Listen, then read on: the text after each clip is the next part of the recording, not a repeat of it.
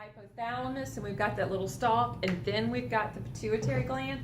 And I don't remember if I mentioned this or not, but the pituitary gland sits in the sella turcica. Did I mention that?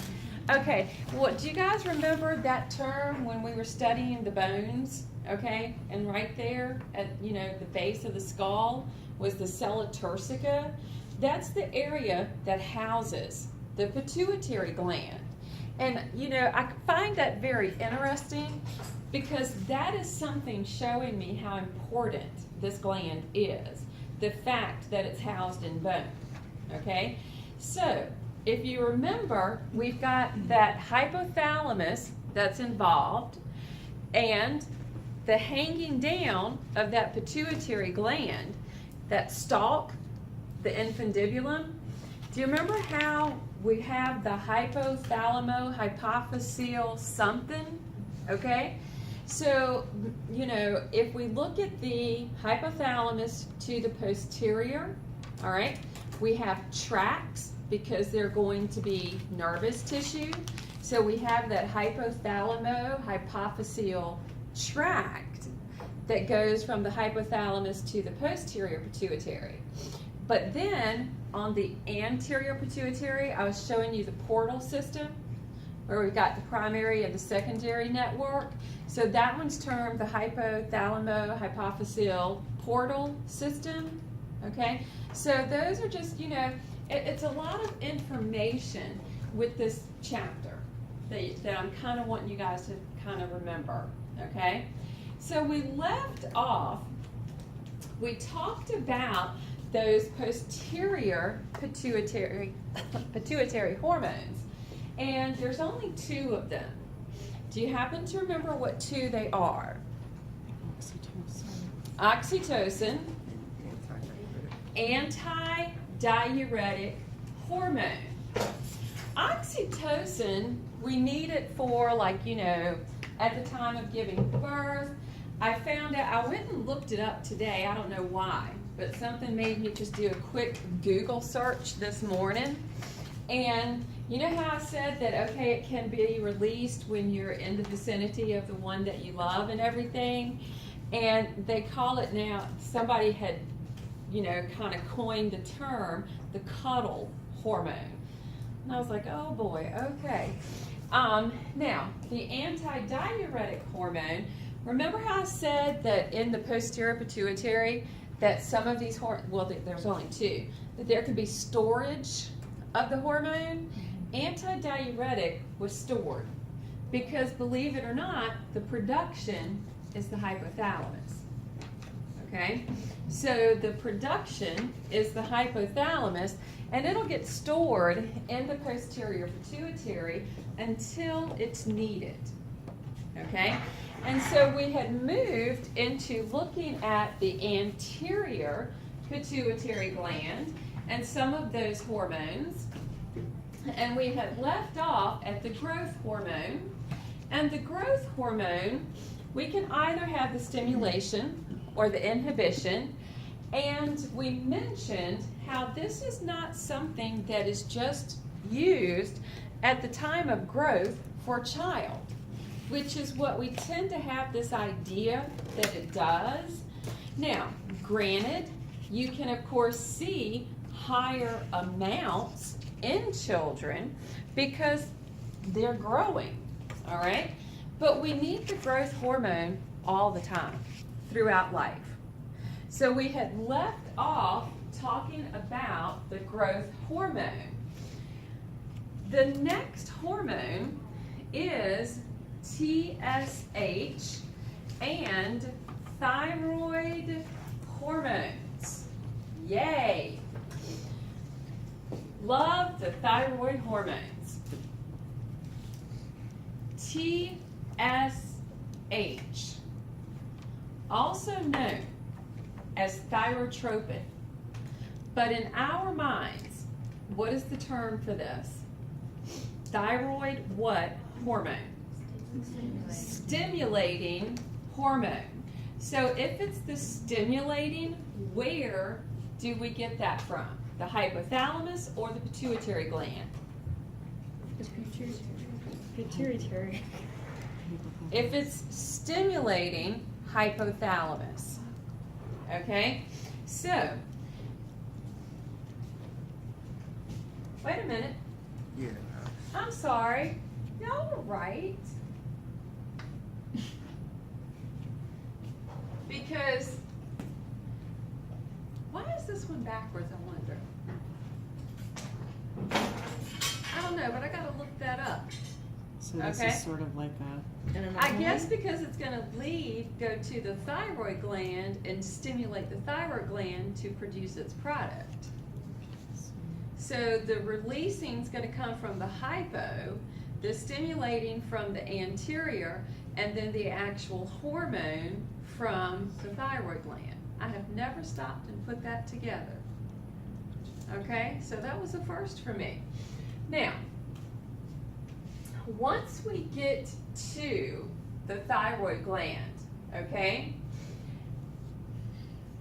this thyrotropin from the anterior pituitary causes either secretion or storage of the hormones in the thyroid gland. The hormones are T3 and T4.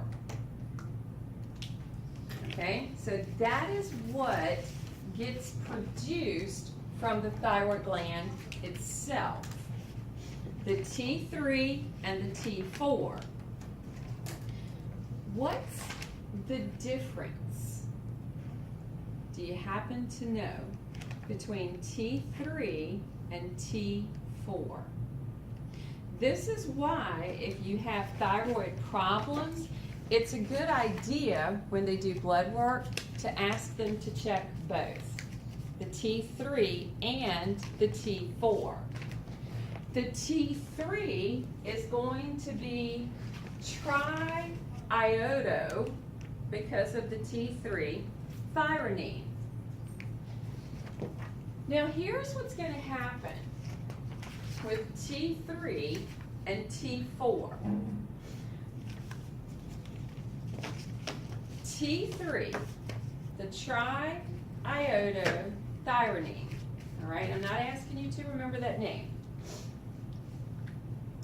Basically, that's going to be T4 that has been converted to T3 in the liver and other tissues of the body that can convert it. So what does that tell me? It tells me that T4 that gets released from the thyroid gland. Now here's the kicker. T4 can either be bound or free in the bloodstream. T4 can either be bound or free in the bloodstream. If it is free,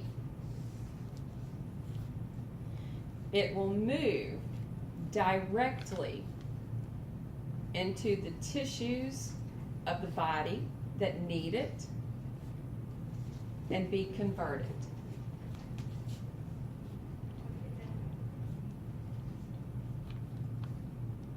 If it's bound, it can't.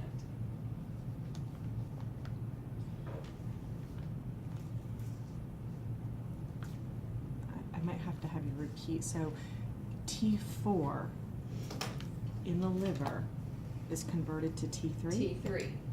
So that tells me, all right, it tells me that the active form, the active thyroid hormone is T3. Because if T4 can be converted to T3, or if T4 can move into tissues of the body and have to be converted, it tells me T3 is the active one. Does that make sense? Can you say that one more time? So, T4,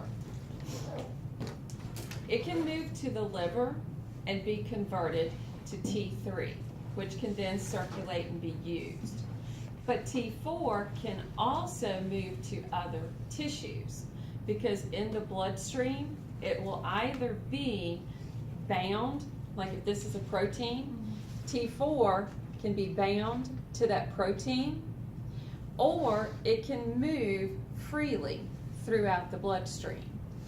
Now, target tissues for the thyroid hormone are just about everywhere in the body, okay? So, if that T4 stays bound, then it's bound, okay? But if it's free, we get to the liver, let's say we get to the liver, okay? Liver can convert it to T3 and use it. If it's free and it moves to another tissue of the body, okay, the T4 can be received, but we got to convert it to T3 to be used. So that tells me the T3 is the active form. So not only the liver can convert. Other tissues can do it, because almost every tissue of the body is a target for the thyroid hormone. So you said that the T3 is the hormone that get produced by the thyroid? The T3 can be also produced, yes. The T4 is also produced, but the T4, if it's bound, then it's just bound, okay? If it moves into tissues that can use it, the tissues convert it to the T3.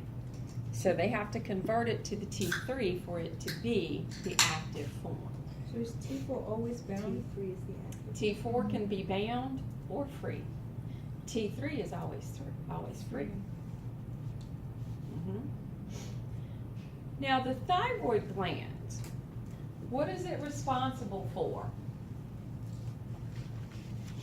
One of the things that it will do, okay, is it can help increase calcium concentration in cells of the thyroid gland.